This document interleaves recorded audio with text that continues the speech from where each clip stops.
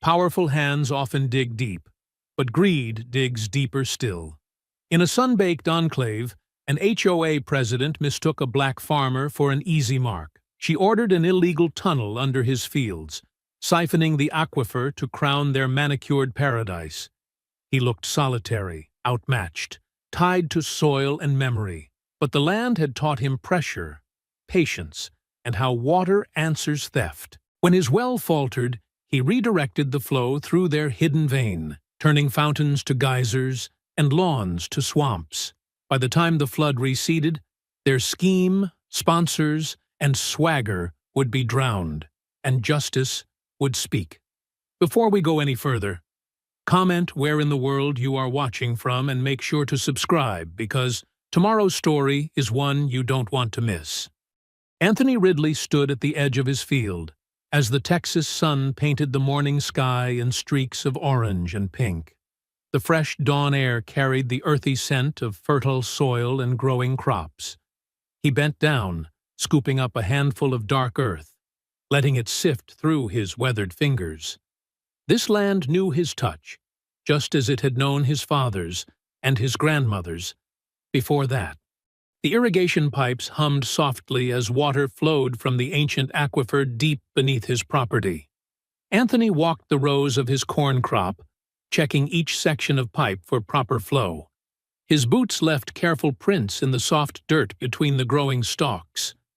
The system wasn't fancy, just honest metal and PVC that he maintained himself, but it was efficient and reliable, like everything else on the farm. "Looking good today," he murmured, adjusting a connector where the water pressure seemed a bit low. The corn was coming in strong this season, the stalks already chest-high, and a healthy deep green. His late wife Sarah would have loved to see it. She always said the best mornings were spent walking the fields together. Anthony paused at the eastern fence line, where his property met the new housing development. The contrast was stark. His living, breathing farmland against their perfectly manicured lawns and identical beige houses. The development had sprung up just last year, replacing old Johnson's cattle ranch after he passed. The loss of that buffer zone still stung. Making his way back to the barn, Anthony checked on his small herd of cattle. They grazed contentedly in the pasture, black dots against the green grass still wet with dew. These animals were descendants of the first few cows his grandparents had bought after finally securing ownership of the land. Each generation had added to the herd, building it slowly but surely, just as they'd built everything else here, with patience and determination. Inside the barn, Anthony found the old tin box where he kept the farm's documents.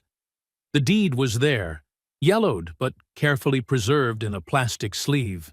His fingers traced the date, 1872.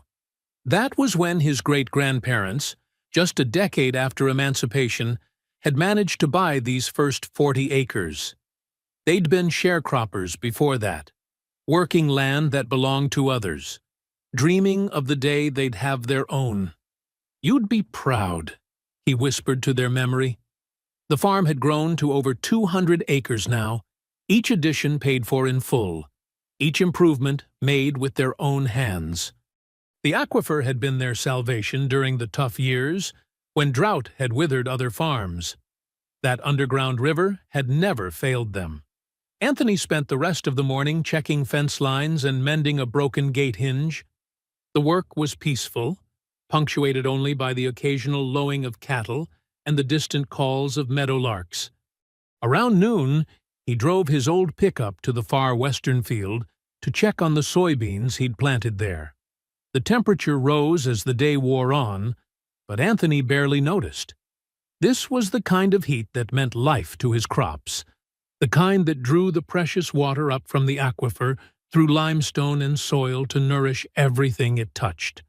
He'd learned to read the land like a book. Every dip and rise, every change in soil color told a story about what lay beneath. As evening approached, he made one final round of the irrigation system.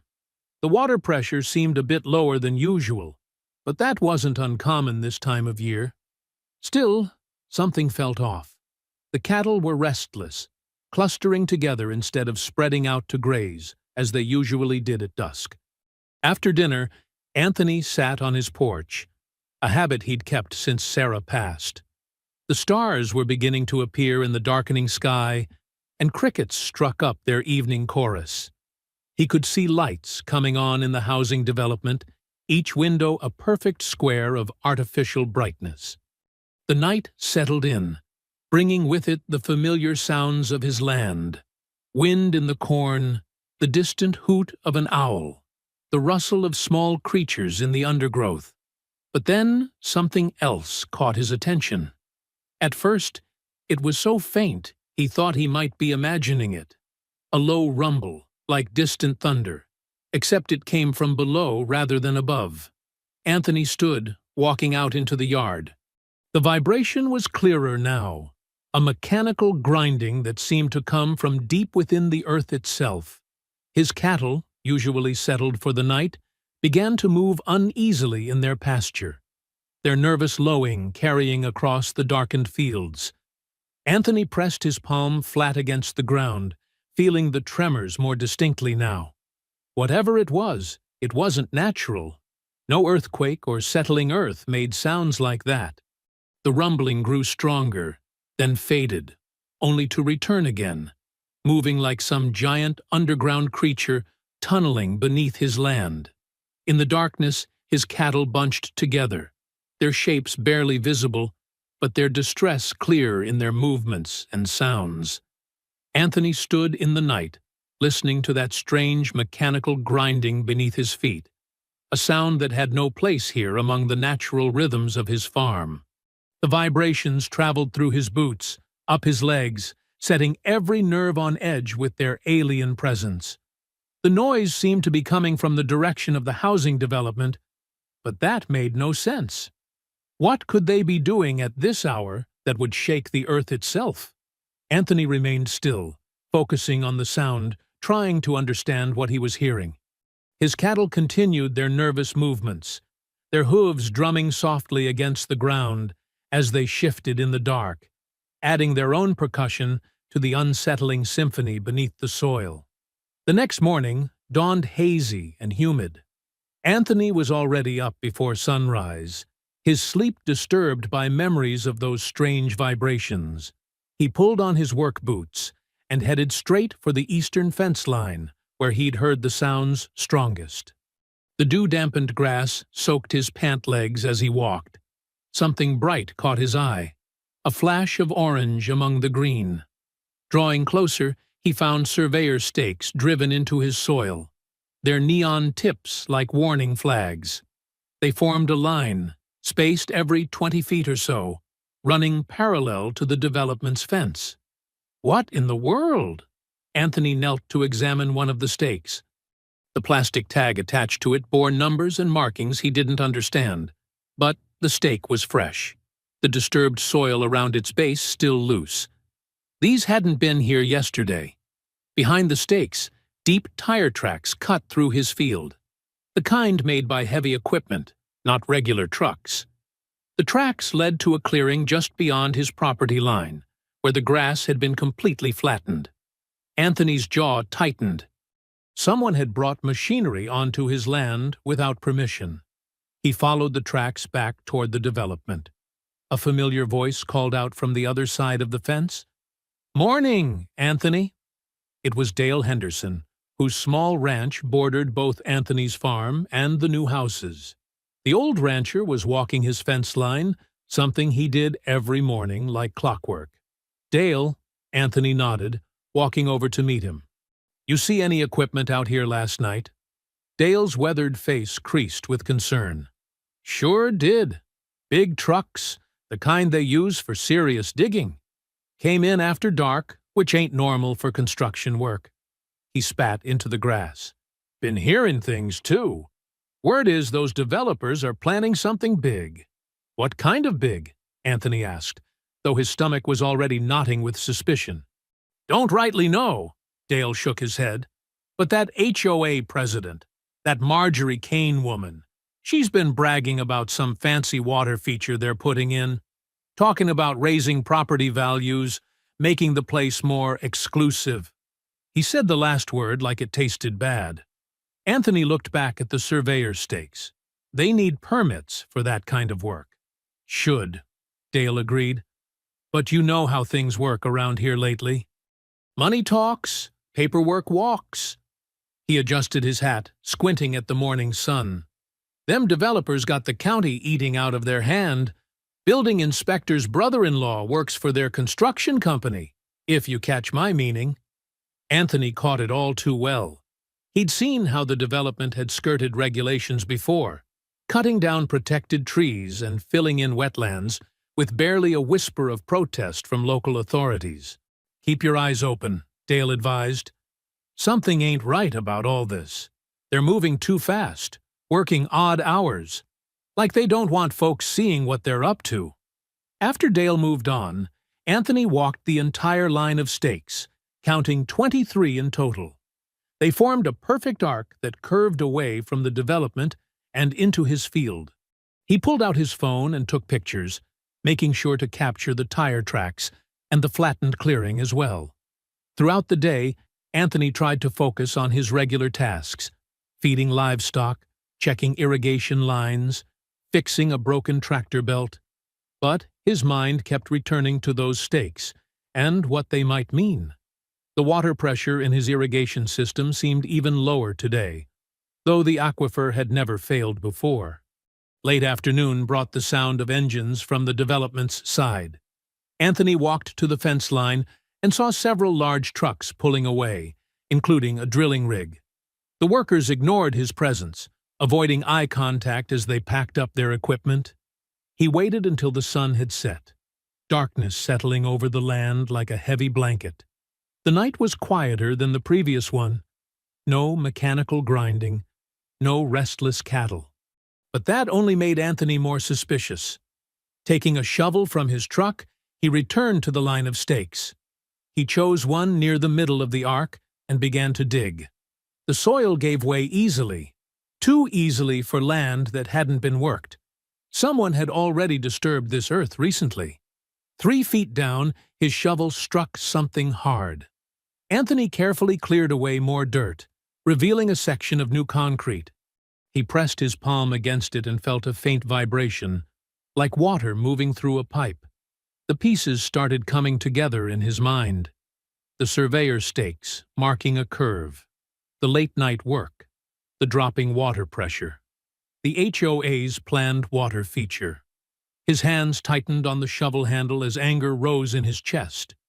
Working methodically, Anthony dug several more test holes along the stake line. Each one revealed the same thing. Fresh concrete about 3 feet down, all carrying that subtle vibration. Someone had installed an underground structure on his property, without his knowledge or permission. In the darkness, Anthony stood in one of the holes he'd dug, feeling the vibrations through his boots. The soil here held memories of his grandparents' sweat, his parents' dreams, his own lifetime of work. Now strangers had violated it, burrowing beneath like thieves in the night. He climbed out and stood looking toward the development, where lights blazed in perfect rows of identical houses. His land had survived drought, storms, and hardship. It had provided for his family through generations of struggle. Whatever these people were planning, they had chosen the wrong farmer to push around. The next morning arrived with streaks of pink and orange painting the sky. Anthony had barely slept, his mind churning with plans. He pulled his old pickup truck onto the rough path along the fence line, the bed loaded with a sledgehammer, work lights, and his phone, ready to document everything. The morning air was cool against his skin as he unloaded his equipment. He'd chosen the spot carefully, where the vibrations felt strongest and the ground showed signs of recent work. Setting up the work lights on their stands, he positioned them to illuminate the area he planned to investigate. Anthony took several photos of the undisturbed scene first, the surveyor's stakes, the disturbed soil, the measuring tape he laid out to show scale. Everything had to be documented properly. His hands were steady as he worked, though anger simmered just below the surface. "Let's see what you've been up to," he muttered, gripping the sledgehammer. The first strike cracked the concrete beneath the soil. He worked methodically, breaking away chunks until a dark space appeared below. The sound echoed across his quiet fields as cattle watched from the distance. Sweat dripped from his forehead as he cleared away the broken concrete and dirt. The hole grew larger, revealing wooden support beams that formed a tunnel large enough for a person to crawl through. The craftsmanship was professional. This was no amateur operation.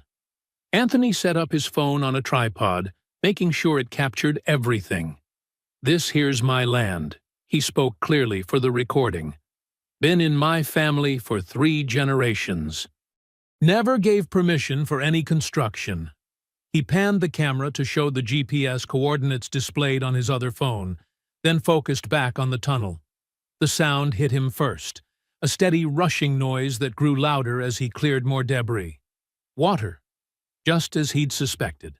A large pipe ran along the bottom of the tunnel, secured with heavy brackets. Even in the worklight's glare, he could see water flowing through the semi-transparent sections. "This pipe's carrying water from my aquifer," he continued for the camera. "Following these stakes, it runs from my well area straight to that HOA development." He touched the pipe carefully. It was professional grade, meant to handle significant pressure. Anthony climbed down into the tunnel, ducking his head under the support beams. The space was cramped but navigable. He shone his flashlight in both directions, toward his well and toward the development. The tunnel disappeared into darkness both ways. "Got to be at least 100 yards of this," he said, his voice tight with controlled anger. "All of it dug under my land without a single word to me." He focused his camera on a joint in the pipe, where water leaked slightly, forming a small puddle. The craftsmanship told him this wasn't cheap work. Someone had spent serious money to steal his water. The wooden supports were pressure-treated lumber, the concrete reinforced with rebar. This was meant to last. Standing in the tunnel, Anthony felt the weight of generations pressing down on him. His grandparents had worked as sharecroppers on this very soil before finally saving enough to buy it. His parents had fought off developers and drought to keep it productive. Now, here he was, watching strangers steal the lifeblood of his farm through a hole they'd dug like thieves. He took more footage, being thorough, close-ups of the construction, the water flow, the way the tunnel had been hidden. His hands were shaking slightly now, not from fatigue, but from a deep, burning anger he hadn't felt in years. Back above ground, Anthony called his niece Jasmine. She answered on the second ring, her voice alert, despite the early hour. "Uncle Tony? Everything okay?" "Need your help, Jazz," he said, still filming the tunnel. "Got something here people need to see." "What am I looking at?" she asked, after he sent her the first video clip. "HOA next door dug a tunnel under my land," he explained, his voice controlled but tight. "They're stealing water from my aquifer to fill their fancy lake." "They what?" Jasmine's voice rose with indignation. "That's completely illegal. Did you call the sheriff?" "Will do, but we both know how that might go." Anthony recorded another angle of the tunnel. "Need to get this out there first. Make sure it can't be swept under the rug." "Send me everything," Jasmine said. He could hear keys clicking as she typed. "Every video, every photo. I'll post it everywhere. Twitter, Facebook, Instagram. Tag all the local news stations." Anthony continued filming as he explained the situation in detail. The night work, the surveyor's stakes, the dropping water pressure that now made terrible sense. Each piece of evidence carefully documented. "Got it all," Jasmine said, after he sent the last clip. Her voice had that fierce tone he recognized, the same one her mother, his sister, used to get when facing down injustice. "This is going online right now, Uncle. This has to be seen." "Make sure they can't deny it," Anthony said, standing at the edge of the tunnel. The morning sun had risen fully now, casting his shadow across the exposed theft of his water, his rights, his heritage. "Trust me," Jasmine replied, determination clear in her voice. "By noon, everyone's going to know exactly what they did. Let them try to explain this away." The evening sun cast long shadows across the manicured lawns of Oakwood Heights as Anthony parked his truck in front of the development's clubhouse. The two-story building, with its pristine white columns and perfectly trimmed hedges, stood like a monument to excess. Luxury cars filled the parking lot, Mercedes, BMWs, and gleaming SUVs that had never seen a speck of mud. Anthony straightened his collar and grabbed his tablet. He'd changed into clean work clothes, but he knew he'd still stand out among the HOA crowd. Not that he cared. He had truth on his side. The meeting was already in progress when he pushed through the heavy double doors. Conversation stopped mid-sentence as heads turned. The room was filled with about 40 people, most in business attire, seated in neat rows of folding chairs. At the front, behind a polished wooden table, sat the HOA board members with Marjorie Kane at the center. Marjorie's carefully styled blonde hair and designer outfit screamed money and power. Her lips curved into a dismissive smirk as she regarded Anthony. "Well, well," she said, her voice carrying across the suddenly quiet room. "I wasn't aware we had invited guests tonight." "Didn't need an invitation," Anthony replied, his voice steady and strong. "Not when you're stealing from me." Murmurs rippled through the crowd. Marjorie's perfectly manicured hand tightened on her gavel. "Mr. Ridley, this is a private meeting for Oakwood Heights residents only. If you have concerns, you can schedule an appointment with—" "Already tried that route," Anthony cut in, walking down the center aisle. "Your office keeps saying you're unavailable. Funny how that works." A few people shifted uncomfortably in their seats. Near the back, Anthony noticed Bill and Sarah Whitman, the retired couple who'd been friendly to him since they moved in. Bill gave him a slight nod. "If you don't leave immediately," Marjorie said, her voice sharp as a razor, "I'll have security escort you out." Anthony reached the front and turned to face the crowd. "Before you do that, folks might want to see what's happening under their fancy development." He held up his tablet. "Found something interesting on my land this morning." "This is completely inappropriate," one of the board members, a balding man in an expensive suit, protested. "We have an agenda to follow." "Your agenda can wait," Anthony said firmly. "Unless you're all okay with being part of water theft?" That got their attention. Even those who had been pointedly ignoring him now looked up with interest. Marjorie's face tightened, a flash of something, worry, anger, crossing her features before she controlled it. "These are baseless accusations," she declared, but Anthony was already connecting his tablet to the room's projector system. The screen behind the board table flickered to life. The video started playing. Crystal-clear footage of the tunnel, the industrial-grade pipe, the flowing water.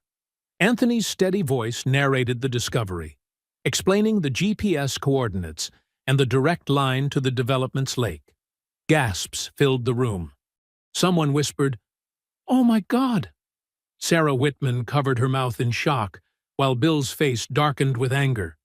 "This tunnel," Anthony said, pointing to the screen, "runs from my well straight to your lake. Pipes professional grade. Tunnels well built. Must have cost a fortune." He turned to Marjorie. "Wonder who approved that expense." Marjorie stood, her height elevated by expensive heels. "What an interesting piece of fiction," she said smoothly. "Anyone can dig a hole and claim victimhood. Do you have permits for that excavation on your property, Mr. Ridley?" "Permits?" Anthony let out a short, bitter laugh. "For discovering theft on my own land?" "The HOA has all necessary water rights and construction permits," Marjorie continued, her voice dripping with condescension. "Our lake and irrigation system are fully legal and approved by the county." "Show them," Anthony challenged. "Show these people the permits for digging under my property." A middle-aged woman in the third row stood up. "Ms. Kane, did the board vote on this construction project?" "Sit down, Helen," Marjorie snapped. "This is not the time for—" "I think it is the time," Bill Whitman called from the back. "We're paying HOA fees. We deserve to know what they're funding." More voices joined in, demanding answers. Anthony watched as the unity of the room cracked, neighbors turning to each other with worried whispers and accusatory glances. Marjorie slammed her gavel repeatedly. "Order! I will have order!" When the room quieted, she fixed Anthony with a cold stare. "Mr. Ridley, your accusations are slanderous. If you continue, you'll be hearing from our lawyers." "Already sent copies to my lawyer," Anthony replied calmly. "Along with the County Water Board, EPA, and every news station in a 100-mile radius." He gestured to the screen where the video showed the water flowing through the stolen pipeline. "Hard to deny what's right there in black and white." "We'll see who the law believes," Marjorie said, her voice carrying a dangerous edge. Her perfectly made-up face held the smirk of someone used to getting their way, someone who knew which palms to grease and which strings to pull. A respected homeowners association, or a farmer with a grudge. The way she said "farmer" made it sound like a slur. Several board members nodded along with her, their expressions suggesting they'd already decided who would win this fight. Anthony's boots echoed through the empty halls of the County Water Board office early the next morning. The fluorescent lights buzzed overhead, casting a harsh glow on the institutional green walls. He carried a thick folder containing printouts of the video footage, property documents, and his well permits dating back 3 generations. The receptionist barely glanced up from her computer. "Take a number," she droned, though the waiting area was empty. "Ma'am, I've got evidence of water theft," Anthony said, keeping his voice level. "Need to speak with someone in charge." After 20 minutes of waiting, a balding man in a rumpled shirt finally appeared. "Mr. Ridley? I'm Dave Morton. Let's make this quick." Morton's office was cramped, with stacks of papers everywhere and a small window that looked out onto the parking lot. He didn't offer Anthony a seat. "I've got proof the Oakwood Heights HOA dug an illegal tunnel," Anthony explained, spreading out his documentation. "They're stealing water from my aquifer." Morton barely glanced at the evidence. "Have you considered that the development might have legitimate water rights? On my land? Without my permission?" Anthony pulled out his property deed. "This shows clear boundaries and water rights going back to 1890. "Things change, Mr. Ridley." Morton shuffled papers on his desk. "Development brings progress. The county has broad authority to adjust water rights for the greater good." "Greater good?" Anthony felt his jaw tighten. "You mean stealing from a working farm to fill decorative fountains?" Morton's face hardened. "I'd be careful throwing around accusations. The Oakwood Heights development brings in substantial tax revenue. They employ a lot of people, create opportunities. And that makes theft legal?" "I'm very busy, Mr. Ridley." Morton stood up. "File a formal complaint if you want, but I wouldn't expect much. These matters are complicated." Anthony recognized the dismissal for what it was. He gathered his papers, his hands steady despite his rising anger. "Seems pretty simple to me. Right and wrong usually is." The sheriff's office wasn't any better. The front desk deputy took one look at Anthony's documents and said the sheriff was in meetings all day. When Anthony insisted on waiting, 2 hours passed before anyone would speak to him. Finally, a senior deputy emerged, looking annoyed at the interruption. "Water disputes are civil matters," he said, without even sitting down. "Take it up with your lawyer." "This isn't a dispute," Anthony insisted. "It's theft, trespassing, property damage. You got any proof they didn't have permission to build that tunnel?" "Permission from who?" "It's my land." The deputy shrugged. "County records show various easements and development rights in that area." Lot of paperwork filed recently. Above my pay grade to sort out? As Anthony turned to leave, frustration burning in his chest, a young deputy caught his eye. Deputy Moreno, according to his nameplate, gestured subtly for Anthony to follow him toward the water fountain. "They've bought everyone off," Moreno whispered, pretending to fix his uniform. Marjorie Kane's got connections all the way to the state capitol. Building inspectors, permit office, water board, they're all in her pocket. "That's not right," Anthony said quietly. "No, it's not." Moreno glanced around nervously. "But be careful. She's ruthless when crossed. Last guy who challenged her lost everything in legal fees." Over the next few days, Anthony tried every official channel he could think of. The State Environmental Agency, the county commissioners, even his congressman's office. Each time, he hit the same wall of indifference or thinly veiled hostility. Meanwhile, the rumbling under his fields grew louder. His well pressure dropped steadily. The spring-fed pond where his cattle drank was down 2 feet and falling. He was checking the water level again when he saw the black SUV coming up his driveway. A man in an expensive suit stepped out, holding a thick envelope. "Anthony Ridley?" The man's tone was professionally detached. "You've been served." The legal documents were dense with judicial language, but the message was clear. The HOA was suing him for water theft, claiming he had illegally tapped into their protected aquifer system. They demanded immediate cessation of all water use on his farm, plus damages of over $1 million. Anthony sat at his kitchen table, reading through the papers again and again as evening fell. Photos of his grandparents watched from the wall, their proud faces the day they'd finally owned this land outright. His father standing beside the first tractor they'd bought new. His late wife tending her garden, the soil rich and black from years of care. The lawsuit wasn't just about water. Every line of legal jargon was designed to break him financially, to drown him in court costs and legal fees until he had no choice but to sell. They wanted his land, the last working farm amid their expanding development, and they'd found a way to twist the law into a weapon. His hands didn't shake as he carefully stacked the papers. The kitchen was quiet, except for the tick of the old clock his mother had hung decades ago. Through the window he could see the lights of Oakwood Heights glowing in the distance, their fountains sparkling as they sprayed his stolen water into the air. The HOA thought they could use their money and influence to grind him down, to make him give up what generations of his family had worked to build. They expected him to break under the pressure of their lawyers and their lies. But they didn't understand what this land meant.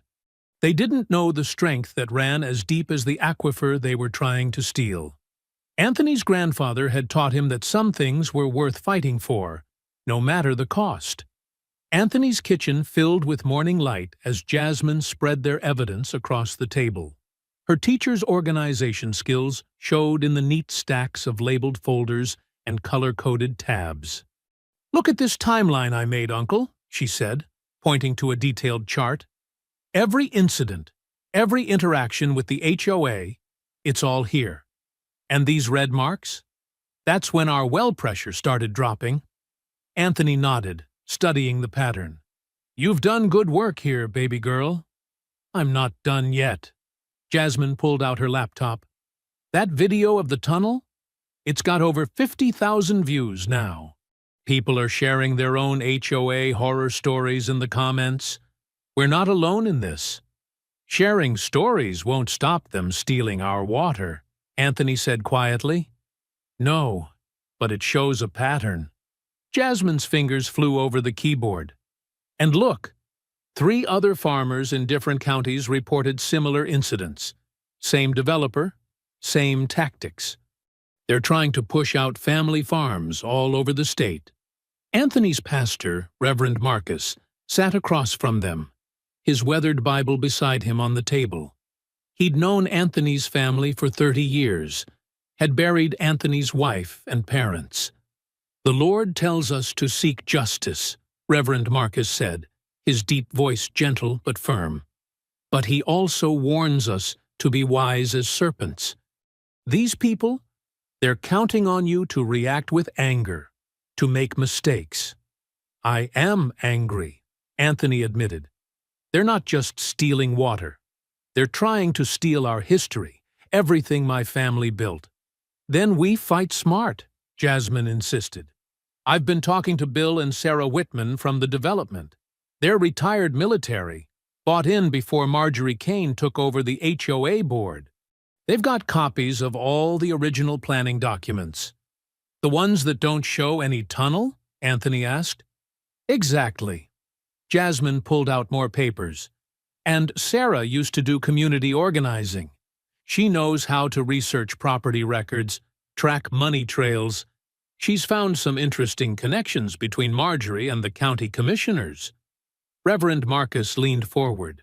"Anthony, remember when your daddy faced down that bank that tried to foreclose during the drought of '85? He didn't just get mad. He got organized. Built a case so strong they had to back down." Anthony touched the worn leather Bible. "Daddy always said the truth was like water. It finds its way out eventually." "Then let's help it along," Jasmine said.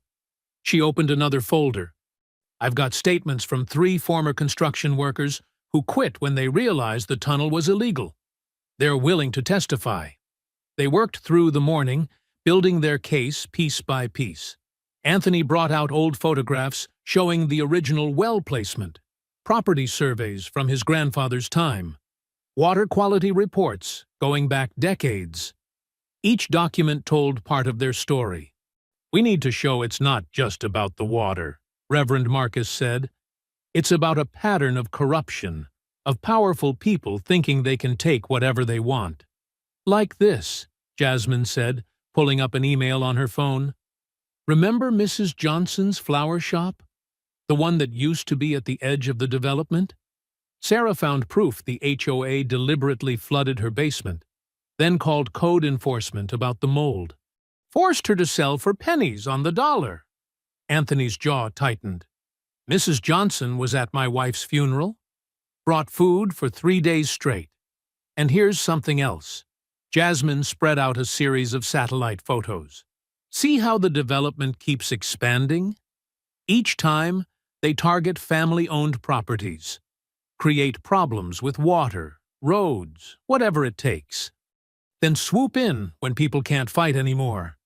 The question is," Reverend Marcus said, "how do we stop them?" "We build a wall of truth so high they can't climb over it," Jasmine declared. "Every permit, every inspection, every deed, we check it all. Find the lies. And we keep sharing that video, keep telling our story, make it too big for them to bury." They worked until evening, organizing their evidence into clear, compelling chapters. Anthony felt his spirit lifting as their case took shape. It wasn't just anger anymore. It was purpose, direction. But when he went to check the well pressure before sunset, reality hit hard. The gauge showed another significant drop. Standing in the gathering dusk, he could hear the faint mechanical sounds from underground, the HOA's pumps working harder than ever. He walked his fields, boots sinking into soil that felt drier than it should. The corn was showing stress, leaves curling at the edges.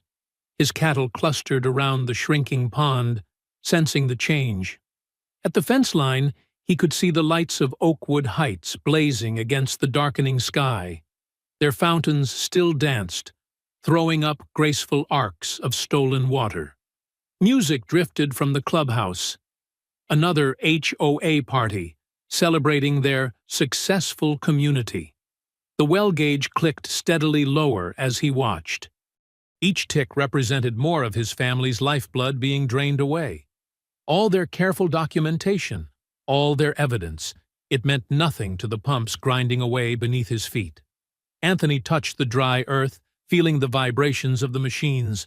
The HOA wasn't just maintaining their tunnel anymore. They were expanding it, pushing deeper, taking more. Despite the video evidence, despite the legal challenges, Despite everything, they were accelerating their theft. He straightened up, brushing dirt from his hands. Tomorrow, he'd show Jasmine and Reverend Marcus the new pressure readings, add them to their growing file of evidence. But tonight, watching his grandfather's well slowly fail, Anthony felt the weight of generations on his shoulders. The land that had sustained his family for so long was being bled dry, and all the documentation in the world couldn't stop those pumps from running. The evening sun cast long shadows across the Whitmans' backyard as Anthony slipped through their back gate. Bill Whitman, a tall man with military-straight posture despite his gray hair, ushered him quickly inside their garage. "Sorry for the cloak and dagger routine," Sarah Whitman whispered, closing the garage door. "But Marjorie has her little spies everywhere in this development, eyes on every street." The garage had been converted into a home office, with filing cabinets lining one wall and a large desk covered in papers. A small window air conditioner hummed quietly, fighting the Texas heat. "We should have done more research before buying here," Bill said, pulling out a chair for Anthony. 20 years in the Air Force, I thought I knew how to spot trouble. But this place—" He shook his head. Sarah opened a filing cabinet, removing a thick folder. "We've been keeping records since day one." Something felt off about how fast they were pushing through changes, raising fees. "At first we thought it was just typical HOA nonsense," Bill added. "You know, fussing about paint colors and lawn height. But then we noticed the pattern." Sarah spread documents across the desk. "Look at these permit applications. See the dates? They filed for waterline modifications months before they even approached the properties they wanted to buy." Anthony leaned forward, studying the papers. The HOA's planning went back further than he'd imagined. They knew they'd get those properties one way or another. "Because they rigged the game," Bill said, his voice tight with anger. "Create problems, then swoop in with lowball offers. We've seen it happen to 3 families already." Sarah pulled out more papers, inspection reports, contractor invoices, meeting minutes. "The real smoking gun is in the original development plans. No mention of any tunnel or aquifer access. But look at these equipment rental records." Anthony saw the dates matched perfectly with when he'd first heard the underground noises. They didn't even try to hide it. "They didn't think they had to," Bill said. "Marjorie brags at parties about her connections. County commissioners, judges, even state representatives. They're all in her pocket. Or scared of her," Sarah added. "She keeps files on everyone, knows every skeleton in every closet." A car door slammed somewhere outside. They all froze, listening. After a moment, Sarah relaxed. Just the neighbors. "But this is what it's like here now. Everyone watching, whispering." "We're not the only ones who hate what's happening," Bill said. "But most folks are too scared to speak up. Mortgages to pay, kids in school. Marjorie knows how to make life difficult. Like what she did to the Hendersons," Sarah said. "Their daughter had a swimming accident at the community pool. Nothing serious, thank God. But suddenly their pool access was revoked. Safety concerns, they said. Then their parking permits disappeared. Fines started piling up. They moved out last month," Bill finished. "Couldn't take it anymore." Anthony studied the couple's faces. The guilt, the anger, the determination. "Why are you helping me? You're taking a big risk." Sarah's eyes flashed. "Because it's right. And because we've seen this before." Bill's last posting was in Alabama. The base commander there tried similar tricks with local farmers, thought he could push people around because he had rank. "Didn't work out so well for him," Bill said with a grim smile. "Sometimes the little guy wins, if he's got truth on his side. And documentation." He patted the pile of papers. "There's more," Sarah said. She opened her laptop, typed briefly. "These are internal emails from the HOA board. Notice how they never explicitly mention the tunnel?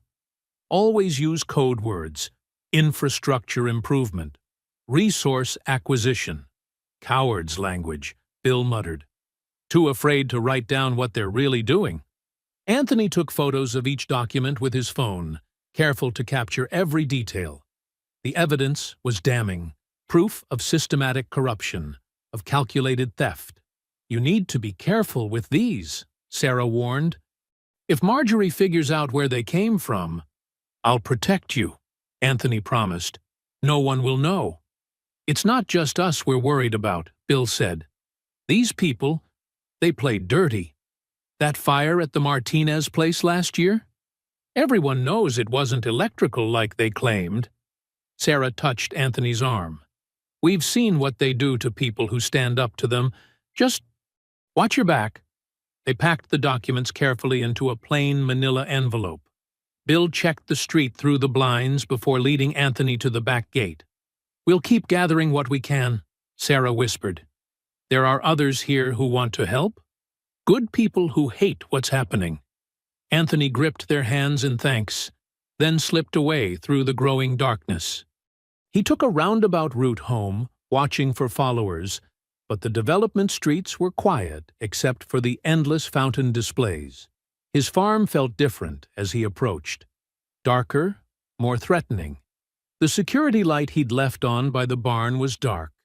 As he got closer, he saw the bulb had been smashed.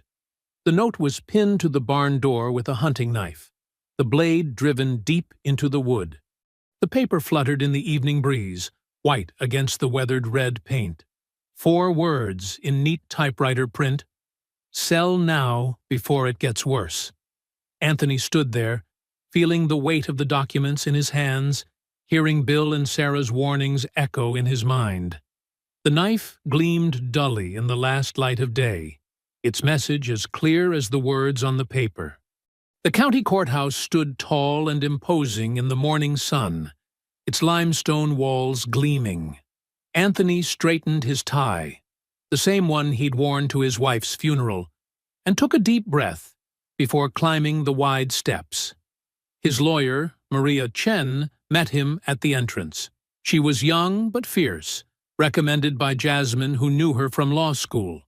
"Ready?" she asked, adjusting her glasses. "Remember, let me do the talking." Inside the courtroom, Marjorie and her HOA board members sat in expensive suits, their own team of lawyers spreading papers across their table. They barely glanced at Anthony as he walked past.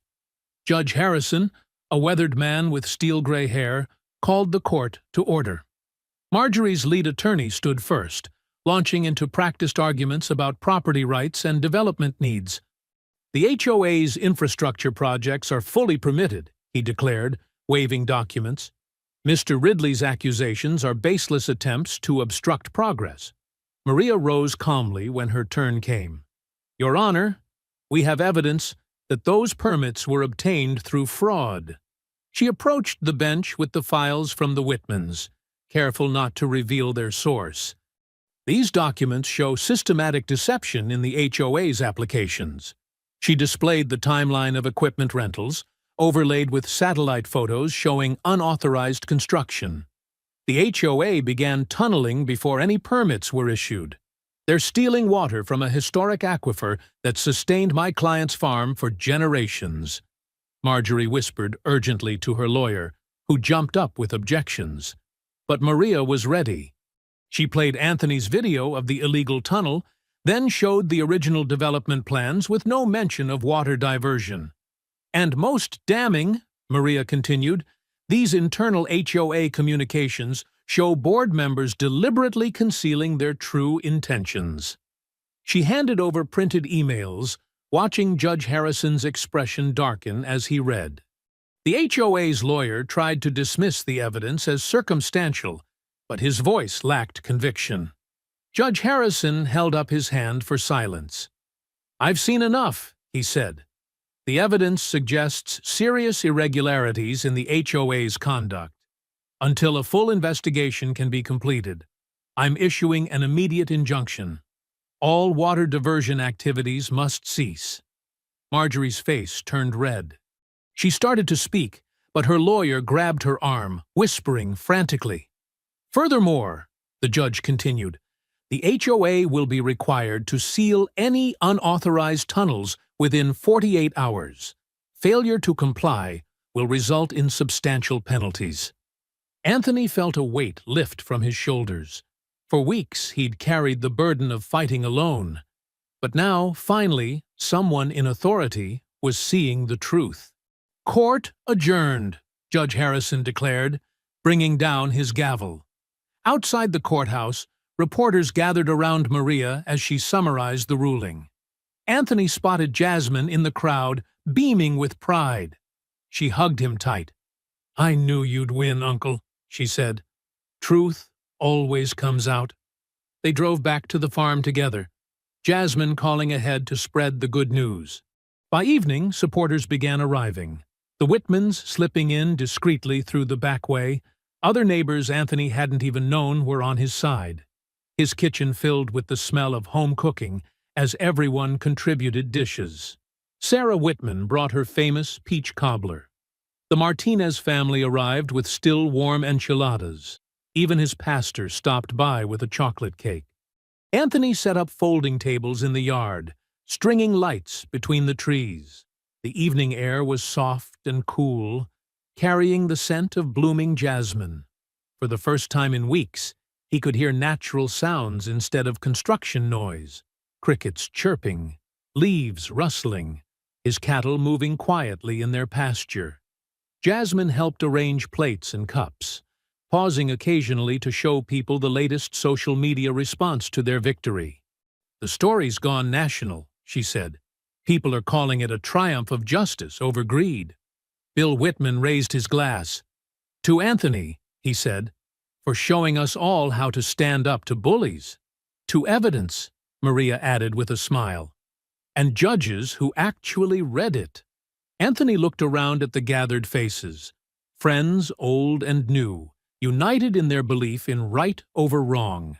The food was good, the company better, but best of all was the feeling of vindication. His grandparents had fought to own this land, his parents had preserved it, and now he'd protected it for the next generation. Jasmine touched his arm. "You okay, Uncle?" "You're quiet." "Just grateful," he said softly. "For all of you. For this moment." They ate under the stars, sharing stories and hopes for the future. Someone brought out a guitar, and old gospel songs mixed with laughter in the night air. Anthony sat back, watching his community come together, stronger for having faced down injustice. Sarah slipped him a copy of the court order, sealed in plastic. "Keep this safe," she whispered. "Frame it, maybe." "First piece of paper that's gone our way in a long time," he agreed. The celebration wasn't large or loud, but it was heartfelt. These were people who understood the value of land, of water, of doing what's right, even when it's hard. As plates were cleared and stories wound down, Anthony raised his own glass. "To hope," he said simply. "To hope," they echoed, and in that moment, watching the stars shine down on his family's land, Anthony let himself believe that maybe the worst was behind them. Past midnight, Anthony jerked awake. Something was wrong. The air in his bedroom felt thick, carrying an acrid smell that made his throat tighten. Smoke. He threw off his covers and rushed to the window. Orange flames flickered through the darkness, casting demonic shadows across his hay barn. His heart stopped for a moment, then kicked into overdrive. "No, no, no," he muttered, yanking on his boots without socks. He grabbed his phone and dialed 911 while sprinting down the stairs, taking them 3 at a time. The operator's voice crackled through the speaker. "Fire department is on their way. Sir, please stay back from the building." But Anthony couldn't wait. His cattle were penned near the barn, and the summer dry hay was burning like kindling. The heat hit him like a wall as he ran across the yard, making his eyes water. The cattle were panicking, pressed against the far side of their enclosure. The metal gate was hot to the touch, making Anthony curse as he burned his palm. He wrapped his t-shirt around his hand and tried again, finally working the latch free. "Come on!" he shouted, swinging the gate wide. The cattle needed no more encouragement, thundering past him toward the safety of the far pasture. He counted them as they ran. 12, 13, 14, all accounted for. Flames were consuming the barn's wooden walls now, crackling and roaring. Anthony's lungs burned as he tried to get closer, thinking of the equipment stored inside. His old tractor, tools passed down from his father, irreplaceable things that told the story of his family's connection to this land. Sirens wailed in the distance, but they sounded too far away. The fire was spreading fast, feeding on decades of dust and dry wood. A support beam crashed down inside, sending sparks shooting skyward like angry fireflies. Neighbors began arriving, drawn by the flames and noise. The Martinez family came running with garden hoses, but the streams of water seemed pathetically small against the inferno. Sarah and Bill Whitman pulled up in their truck, Bill immediately joining Anthony in soaking the ground between the barn and other buildings. "Get back!" Sarah yelled as another beam collapsed. "Anthony, please! It's too dangerous!" He knew she was right, but his feet wouldn't move. That barn had stood since his grandfather's time. They'd celebrated harvests there, sheltered from storms there, stored the tools that kept the farm alive. Finally, fire trucks roared up the dirt road, red lights painting everything in surreal flashes. Professional firefighters took over, unrolling heavy hoses and shouting orders. They pushed everyone back to a safe distance. Anthony stood with his neighbors, watching helplessly as the barn burned. Sarah kept her arm around his shoulders, and Bill pressed a bottle of water into his hands. He hadn't even realized how thirsty he was from the smoke. "Your cattle?" Bill asked quietly. "Safe," Anthony managed between coughs. "Got them out first thing." More vehicles arrived, police cars, an ambulance, curious onlookers. Anthony recognized the young deputy who'd warned him about the HOA's influence. The deputy walked the perimeter of the fire slowly, shining his flashlight on the ground and making notes. The fire chief approached, his face grim beneath his helmet. "Sir, once we get this under control, we'll need to investigate the point of origin. Did you store any accelerants in the barn? Gas cans? Chemicals?" "Just the usual farm supplies," Anthony said.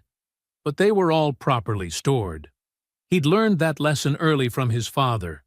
Respect fire, keep things orderly. The chief nodded, then hesitated. "We found something concerning on the north side. Might want to take a look once it's safe." Hours passed. The flames gradually died down under the constant assault of water.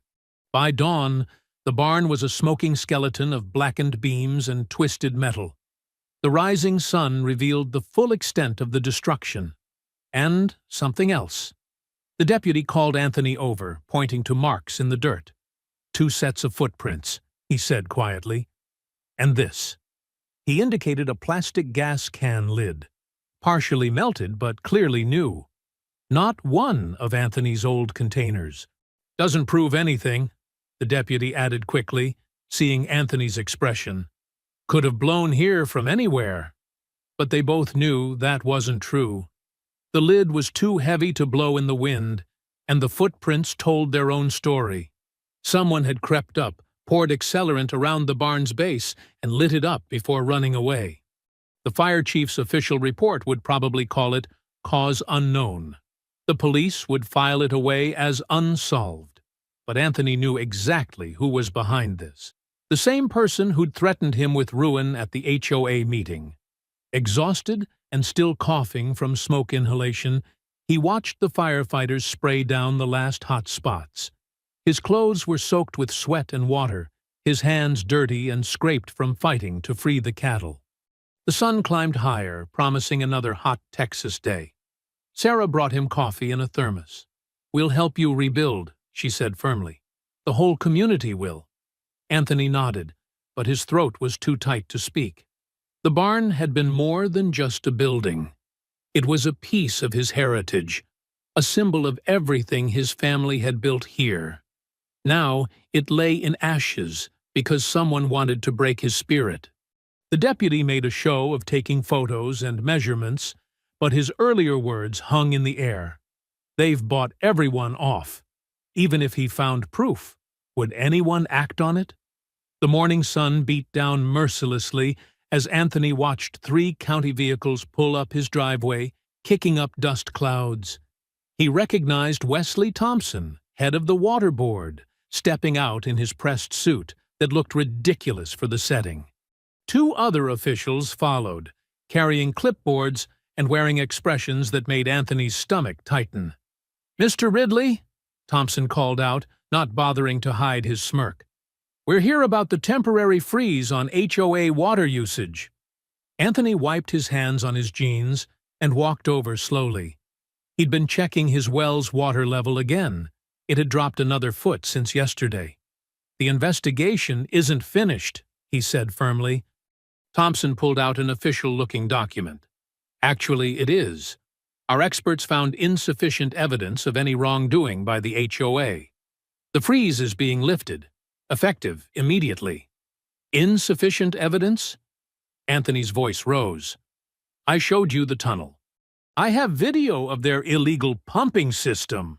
One of the other officials, a younger woman who couldn't meet his eyes, mumbled something about inconclusive documentation and possible natural geological features. "Natural features?" Anthony gestured toward his fields. "The water table's dropping by the day. My crops are dying. How is that natural?" Thompson's smile turned cold. "Mr. Ridley, if you continue having water management issues, perhaps it's time to consider other options.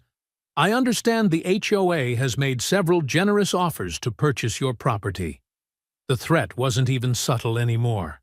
Anthony's fists clenched at his sides, but he forced himself to stay calm.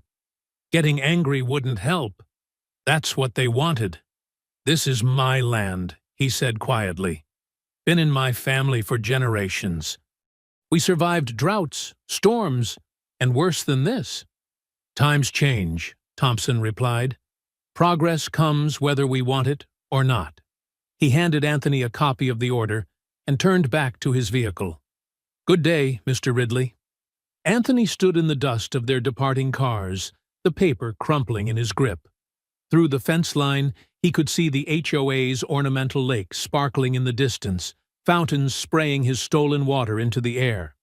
That afternoon, he checked his well again. The water level had dropped another 6 inches. At this rate, he'd be completely dry within weeks.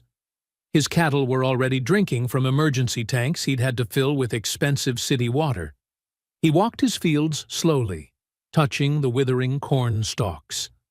The soil was cracking, desperate for moisture. Generations of his family had worked this earth, turning it from hard-scrabbled dirt into fertile farmland.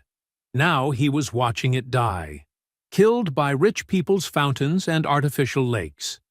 His phone buzzed, Jasmine calling. "Uncle Anthony? I saw the county's decision online. Those corrupt crooks."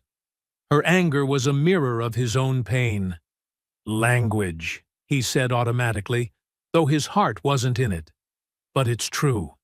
Everyone knows Thompson's wife is on the HOA board. This whole thing stinks." Anthony sighed, leaning against his fence. "Knowing it and proving it are different things, baby girl. So what are you going to do?" He watched a cluster of HOA residents walking their designer dogs around the lake. They looked so comfortable, so entitled to their stolen wealth.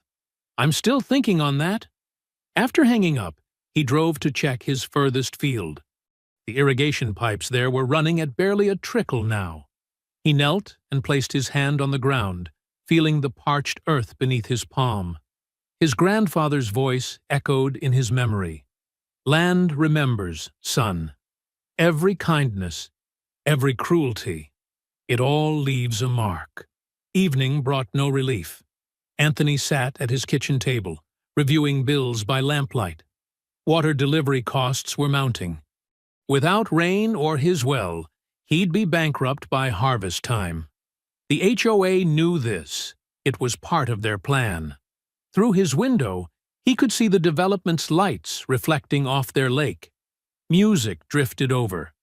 Another HOA party celebrating their victory, no doubt. They thought they'd won, thought they could just take whatever they wanted because they had money and connections. His gaze drifted to the framed photo on his wall. His grandparents standing proud in front of this same house, back when they'd first bought the land. They'd faced down threats and violence to keep their farm. Now here he was, watching everything they'd built slip away because of greed wrapped in paperwork. The house creaked in the cooling night air. Anthony moved to his darkened living room, settling into his father's old armchair. The only light came from the HOA's garish security lamps across the way, casting strange shadows through his windows. His mind went to the tunnel they'd dug, their own greed literally undermining his land. They'd gone under the law, under the earth itself, to steal what was his. And now they thought they were untouchable. The darkness felt heavy around him, matching his mood. But in that darkness, something was crystallizing. A plan born of desperation and justice, too long denied. They'd used his own water system against him. Maybe it was time to return the favor. If the law won't stop them. Anthony whispered into the darkness of his farmhouse, his voice barely audible above the distant party music. Then I will. Anthony woke before dawn, his mind already racing with calculations and plans.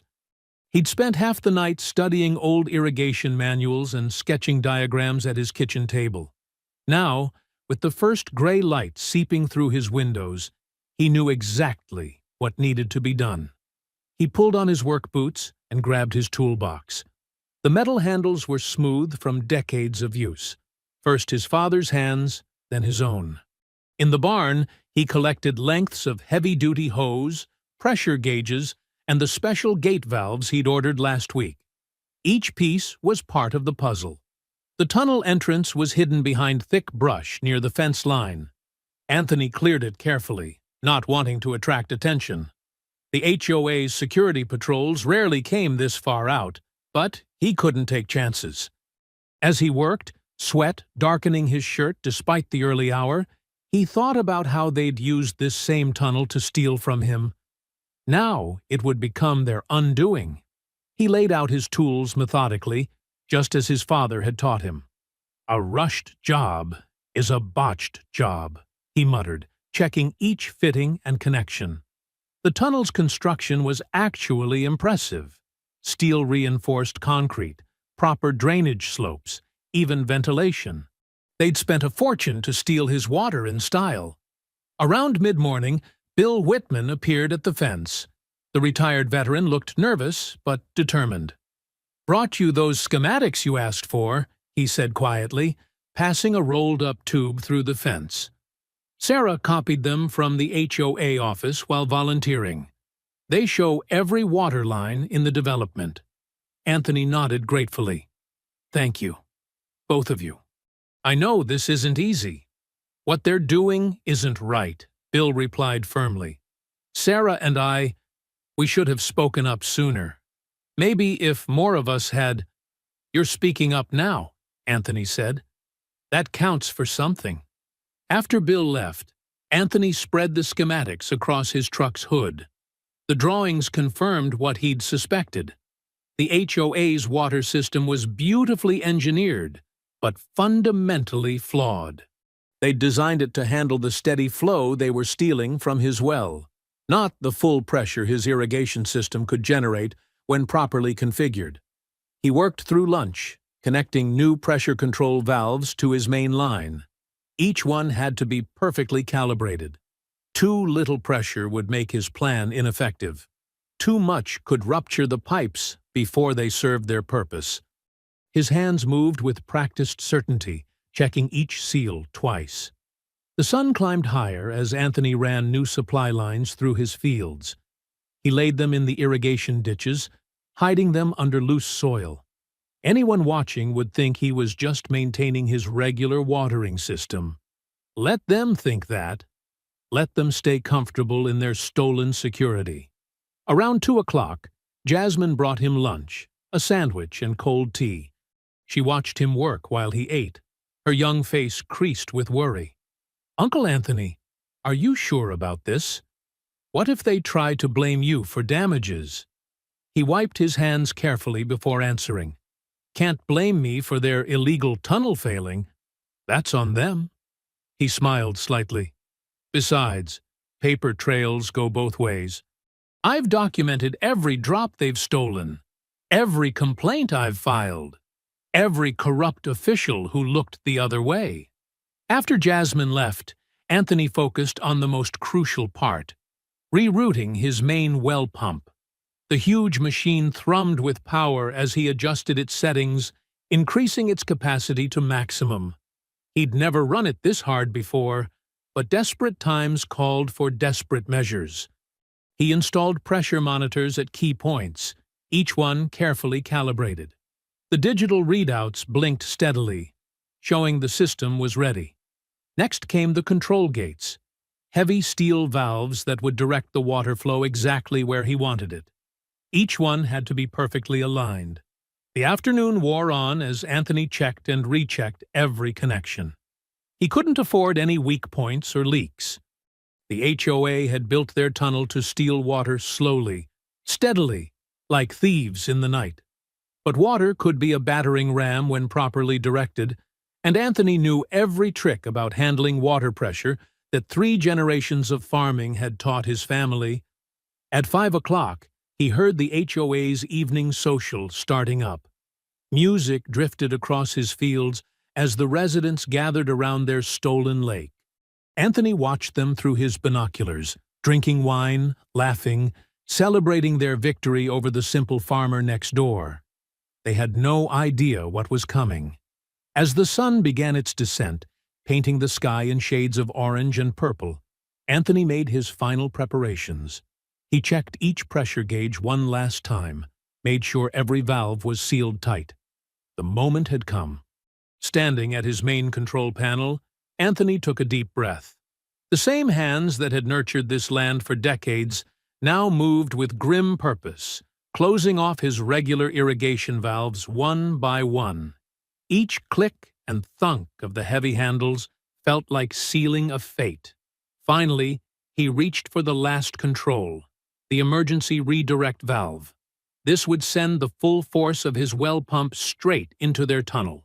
He grasped the handle firmly, feeling the smooth metal warm under his palm. "You brought this on yourselves," he said quietly, and began to turn the valve. The pressure gauges immediately responded, their needles climbing steadily as water found its new path. Anthony watched the readings rise, listening to the deep rumble of water rushing through the pipes. The pressure was building, just as he'd planned. Now there was no turning back. The sun sank lower on the horizon, casting long shadows across his fields. In the growing darkness, Anthony stood by his control panel, monitoring the gauges as they climbed higher and higher. The hum of rushing water grew stronger, and he knew his plan was working exactly as intended. Anthony watched the first rays of sunlight creep across his fields, the dew glistening on the grass. He hadn't slept all night, monitoring the pressure gauges and making minor adjustments. The readings showed everything was proceeding exactly as planned. Water steadily forcing its way through their stolen tunnel, finding every crack and weakness in their fancy development's infrastructure. The first scream cut through the morning air around 6:30 a.m., then another, and another. Soon, the quiet subdivision erupted into chaos as homeowners stepped outside to find their pristine lawns transformed into swamps. Water bubbled up through their expensive sod, turning manicured gardens into mud pits. Through his binoculars, Anthony watched the scene unfold. People in bathrobes and pajamas splashed through their flooded driveways. phones pressed to their ears as they called for help. The development's decorative lake, always so carefully maintained, had swollen far beyond its banks. The fountains, once shooting elegant streams skyward, now gurgled pathetically as water backed up through their pipes. Mrs. Peterson from Lot 14 tried to save her prized rose bushes, wading through knee-deep water with plastic sheeting. The Johnsons' kids stood on their front porch, pointing and laughing, as their father's new BMW sat half-submerged in the garage. Even the tennis courts weren't spared.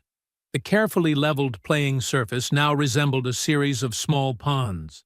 Emergency vehicles began arriving within the hour.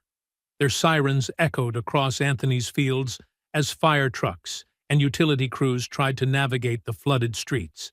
Red and blue lights reflected off the water, creating an almost festive atmosphere that contrasted sharply with the growing panic. Anthony kept his distance, pretending to check his regular irrigation lines while watching the chaos unfold. He'd positioned his phone carefully in his shirt pocket, ready to record any confrontations. Years of farming had taught him patience. Now was the time to wait and watch. "It's coming up through the floors!" someone shouted from a basement window. Others began reporting the same, water forcing its way up through foundation cracks, seeping through walls, destroying expensive carpeting and furniture. The pressure had found every weakness in their hastily built homes. The HOA's maintenance crew arrived in their golf carts, looking comically inadequate against the scale of the flooding. They rushed from house to house, checking drain covers and trying to redirect the flow with sandbags. But Anthony knew their efforts were useless. The water was coming from below, through their own illegal tunnel. Around 8 o'clock, the news vans started showing up.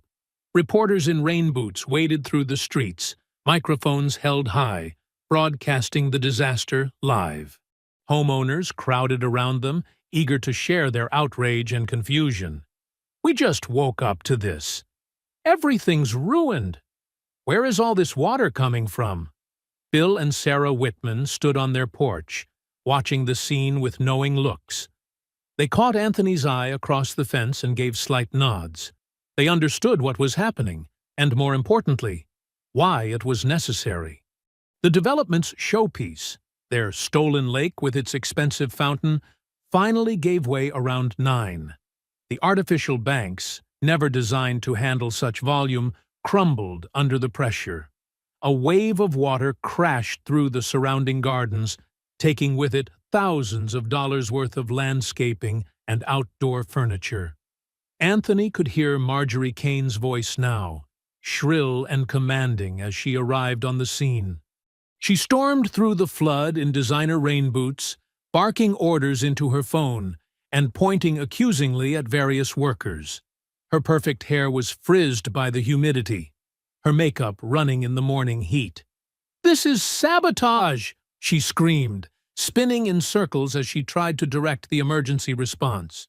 "Someone has deliberately attacked our community." She was right, of course, but she had no proof. Just like Anthony had had no proof when they'd started stealing his water. The water continued rising. Moving vans appeared as some residents began evacuating their belongings. Children splashed through the floods on inflatable pool toys, while their parents argued with insurance adjusters who were already appearing on the scene. The carefully maintained image of suburban perfection was literally underwater. Marjorie's composure finally broke when her own basement security system started blaring. Water had reached the electrical panels. She ran toward her house, slipping and stumbling in the mud, her designer outfit ruined. When she emerged minutes later, she was soaking wet and shaking with rage. Anthony saw her gaze lock onto his farm. Her face contorted with fury as she started marching toward his property line. He calmly reached up and adjusted his phone's position in his pocket, making sure the camera lens was unobstructed. Years of dealing with corrupt officials had taught him the value of documentation. "You!" Marjorie screamed, stomping through the mud toward his fence. "You did this! You'll pay for every cent of damage." Her voice carried across the fields, drawing attention from news crews who began turning their cameras in their direction. Anthony stood his ground, saying nothing as she approached. The phone in his pocket recorded every step, every word, as Marjorie Kane, HOA president and self-proclaimed queen of the development, came to deliver her threats in person. She was drenched from head to toe, her expensive clothes caked with mud, mascara running down her cheeks, the perfect image of defeated arrogance. Anthony stood calmly as Marjorie's threats and accusations echoed across his property. His phone captured every word, every wild gesture as she promised to destroy him. Behind her, news cameras zoomed in, catching the perfect shot of the HOA president losing control while standing in ankle-deep water. "I'll make sure you never farm another acre," she screamed, jabbing her finger toward his chest. "I've got friends in high places who'll shut your water off permanently." Anthony just smiled and pulled out his phone. "Thank you, Mrs. Kane. I needed that on record." He pressed stop on the recording and quickly sent it to Jasmine. Within minutes, his niece had uploaded the video alongside footage of the flooding. Her social media skills proved devastating. She knew exactly which hashtags would grab attention, which news outlets to tag, and how to make the story spread like wildfire. The first viral post showed a split screen. On one side, the HOA's promotional video boasting about their sustainable water features, and on the other, current footage of their flooded streets. Jasmine's caption read, "HOA steals black farmers' water. Karma flows back." More reporters arrived, drawn by the viral story. They clustered around Anthony's fence line, shouting questions about water rights and discrimination. This time, he was ready to talk. He shared his documentation methodically. Photographs of the illegal tunnel, copies of ignored complaints, records of the suspicious fire, and now, Marjorie's explicit threats. "My grandparents worked this land as sharecroppers before they owned it," Anthony told the cameras. "They taught me that water follows its own path. You can guide it, but you can't steal it without consequences." By noon, state environmental regulators had arrived in their official vehicles. They parked alongside the floodwaters, pulling out testing equipment and documentation materials. The sight of their badges and clipboards sent HOA board members scurrying back to their homes. Federal investigators came next, their dark SUVs splashing through the development's ruined streets. They weren't interested in the flooding. They wanted the HOA's financial records. Years of suspicious permits and irregular payments had caught their attention. Jasmine arrived with a stack of printouts, screenshots of social media support pouring in from across the country. Similar stories emerged. Other communities where HOAs had tried to bully longtime residents. Other cases of water rights being violated. Anthony's stand had struck a nerve. "Look at this, Uncle," she said, showing him her phone. "People are organizing fundraisers to help with your legal fees. They're calling you the Water Warrior." Anthony shook his head at the nickname, but he had to admit it felt good to see the support. The Whitmans emerged from their house carrying boxes of HOA documents, years of meeting minutes, financial statements, and correspondence they'd quietly collected. "We should have spoken up sooner," Bill said, handing the files to an investigator. "But we're making it right now." Other homeowners began coming forward too. They shared stories of Marjorie's intimidation tactics, of mysterious fees and threatened liens. Each revelation added to the growing picture of corruption. News helicopters circled overhead, capturing aerial views of the flood damage. The development's perfect geometry was now distorted by swollen waterways and impromptu ponds. Expensive patio furniture floated past submerged barbecue grills, while crews tried desperately to pump out basements. Around 2 o'clock, a convoy of white vans pulled up to the HOA office. Agents emerged with search warrants ready to seize records. Marjorie tried to block their entry, claiming they needed appointments, but they brushed past her with federal authority. Box after box came out. Financial records, construction permits, correspondence with county officials. Each one was carefully logged and loaded into the vans. Some papers were hastily shredded. The agents bagged these fragments as evidence of obstruction. Homeowners gathered to watch, their anger growing with each box removed. These were their HOA dues being carried away. Thousands of dollars paid for maintenance and improvements, now revealed as evidence of fraud. "Is this where our assessment fees went?" someone shouted. "Into bribes and kickbacks?" "What about my flooded basement?" another called out. "Who's going to pay for that?" Marjorie tried to maintain control, to rally her supporters, but her power was visibly draining away with each new revelation. Even her loyal board members kept their distance, huddled in small groups whispering about lawyers and liability. More residents approached the investigators, eager to share their stories. A line formed outside the HOA office as people waited to give statements. Years of accumulated grievances poured out. Selective enforcement of rules, suspicious contracts, ignored complaints.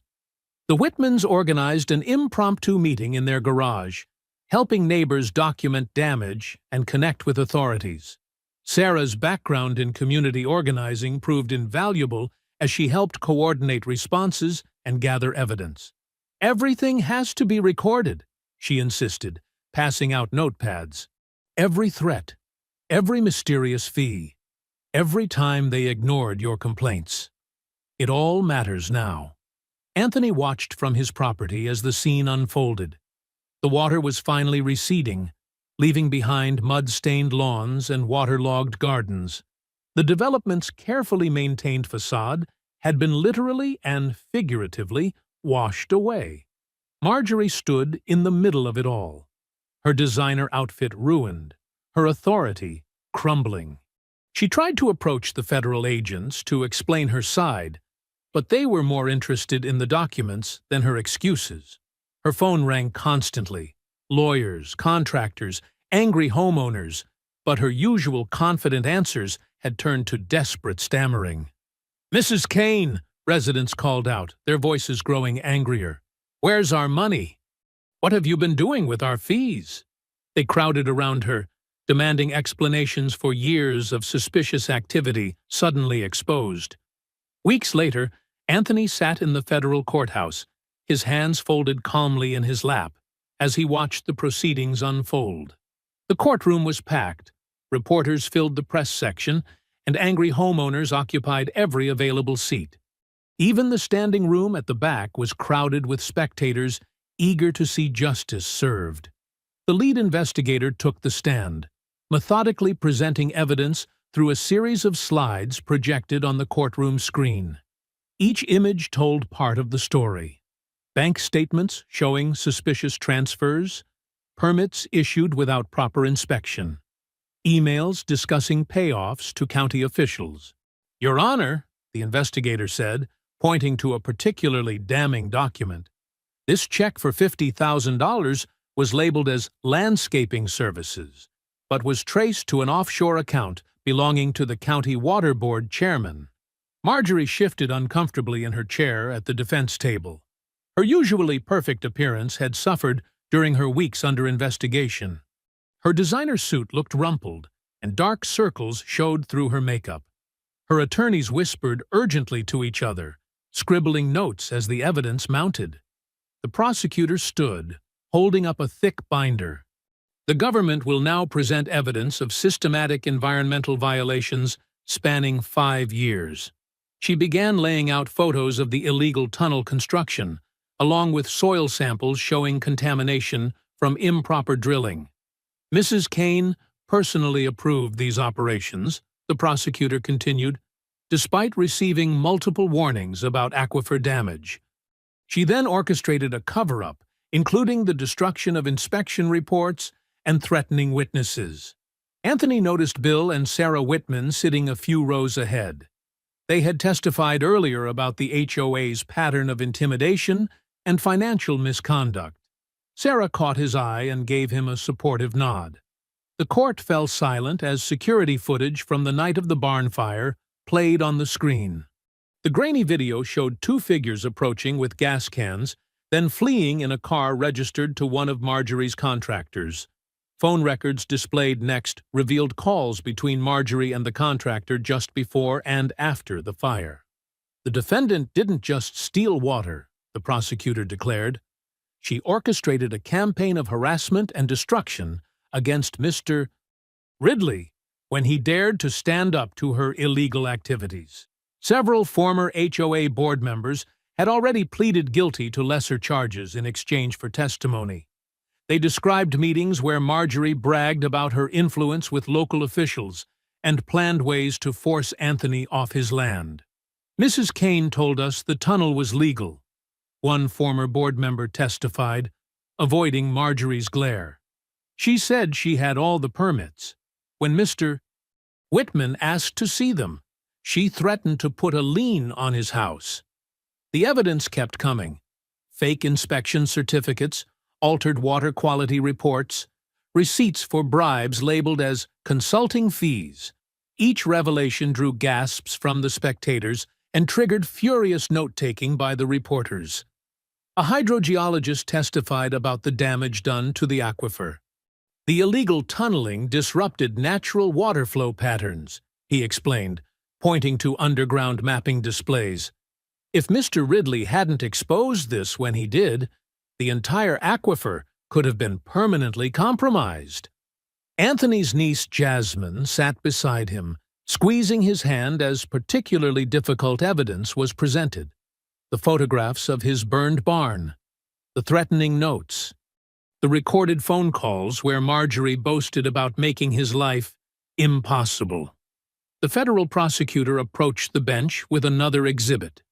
Your Honor, these emails show Mrs. Kane specifically targeted Mr. Ridley's property because, in her words, these people don't deserve prime real estate. The racial undertones of her messages drew angry murmurs from the courtroom.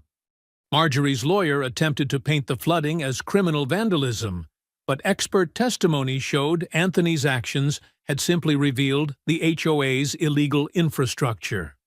The development's drainage system failed because it was never properly permitted or constructed, an engineer testified. The flooding was an inevitable result of their own illegal work. As the final pieces of evidence were presented, Anthony studied Marjorie's face. Her usual arrogant expression had crumbled into something between fear and disbelief. She had clearly never imagined being held accountable like this. The judge, a stern-faced woman who had shown little emotion throughout the trial, began reviewing the evidence summaries. The courtroom grew tense with anticipation. Reporters readied their cameras, and the federal marshals moved closer to the defense table. The evidence of corruption in this case is overwhelming, the judge began, her voice sharp with disapproval. Mrs. Kane, you abused your position of authority to commit serious environmental crimes, engaged in systematic fraud, and attempted to destroy a family farm that had existed for generations. The judge paused, looking directly at Marjorie. Your actions show a complete disregard for the law, for the environment, and for basic human decency. The court cannot ignore such flagrant criminal behavior. Marjorie stood, swaying slightly as the judge continued.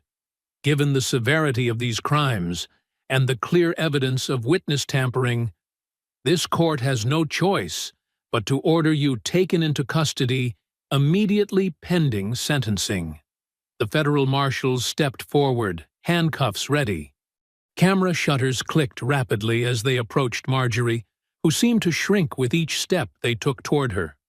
Anthony let out a long, deep breath, feeling weeks of tension finally begin to leave his body. Beside him, Jasmine wiped away tears of relief. The Whitmans turned to smile at him as Marjorie was led away, her designer heels clicking against the courtroom floor one last time. Months had passed since the courthouse drama. and spring had brought new life to Anthony Ridley's farm.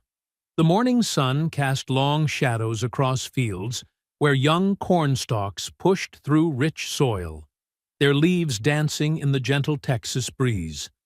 The land was healing, growing stronger with each passing day. Children's laughter echoed across the property as a group of elementary school students followed their teacher along the newly established learning trail. They stopped at educational stations where signs explained sustainable farming practices and the importance of water conservation.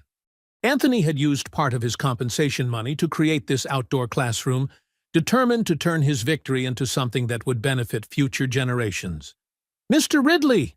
a young girl called out, waving enthusiastically. "Look what we found!"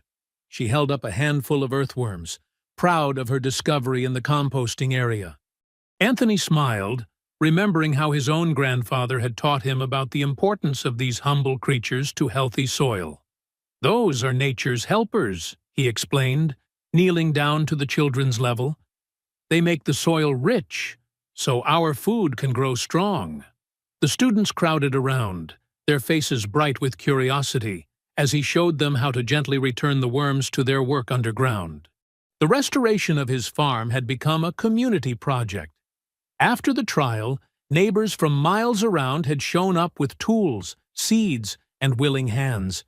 Even some former HOA residents, disgusted by what their leadership had done, came to help rebuild the burned barn. What had started as one man's stand against corruption had grown into something larger, a reminder of what communities could accomplish when they stood together. Near the repaired barn, Bill Whitman was showing another group of children how the new irrigation system worked. The veteran's mechanical skills had proved invaluable in designing a more efficient watering setup. His wife Sarah had started a weekend farmers market on a corner of Anthony's land, where local growers could sell their produce directly to families. "The water pressure's better than ever," Bill called out as Anthony passed by. "Those new pipes we laid are working perfectly." The sound of running water from the irrigation ditches was steady and strong, a constant reminder that the aquifer still flowed freely beneath their feet. Anthony walked through his fields, checking the growth of his crops. The compensation from the state had allowed him to invest in better equipment and drought-resistant varieties, but it was the return of his water supply that had truly brought the land back to life. Where brown patches had once threatened to spread during the HOA's theft, green growth now flourished. Near the old fence line where the illegal tunnel had been discovered, workers were finishing a memorial garden. Stone markers told the story of the land, from his grandparents' first purchase to the recent battle for justice. Native wildflowers grew among the stones, their colors bright against the dark earth. "Uncle Anthony!" Jasmine called, walking up with her camera. She had been documenting the farm's recovery for a documentary about rural land rights. "The new seedlings in the greenhouse are ready for transplanting." And the school principal called. 3 more classes want to schedule field trips. Anthony nodded, proud of how his niece had helped transform his personal victory into a movement for education and change. Her social media posts during the crisis had brought national attention, but now they showed a different story, one of renewal and hope. The restored well house stood as a testament to resilience, its new solar-powered pump humming quietly as it drew water from the aquifer. Anthony had insisted on using part of his compensation to install monitoring equipment that tracked water quality and usage, ensuring transparency and environmental protection for years to come. A group of agricultural students from the local college worked in the demonstration garden, learning traditional farming methods alongside modern sustainable practices. Their professor, a longtime friend of Anthony's, had developed a curriculum around the farm's story, teaching future generations about both agricultural science and the importance of standing up for what's right. The afternoon sun was warm on Anthony's shoulders as he walked past the community center that had been built where the old storage shed once stood. Inside, local farmers met regularly to share knowledge and resources. Today, a class on organic pest control was in session. The teacher's voice drifting through open windows as she explained natural alternatives to harmful chemicals. Sarah Whitman's voice carried across the field as she led another group of visitors.